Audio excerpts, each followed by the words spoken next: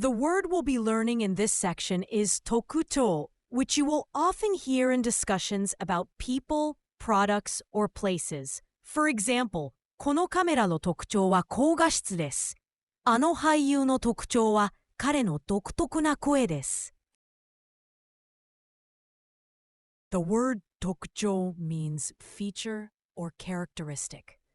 It is used to describe a unique attribute or quality of something or someone that distinguishes them from others. The first kanji means special or particular, and it often marks something that stands out as unique. You can see that meaning in words like tokubetsu, where it directly says something is special, or in tokkyu, where it marks a train as a special, faster service. The second kanji means a sign or an indication, and in compounds, it can also relate to collecting or levying. In words like chōshu, it gives the sense of collecting or imposing. And in chōhei, it appears in the idea of conscription as an official levy of people. The characteristic is immediately noticeable. その特徴はすぐにわかる。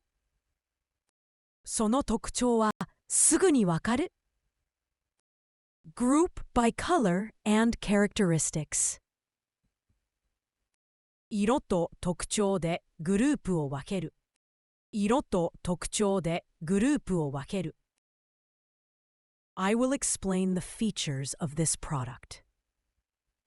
この製品の特徴を説明します。この製品の特徴を説明します。Characteristics are important. 特徴は大事です。特徴は大事です。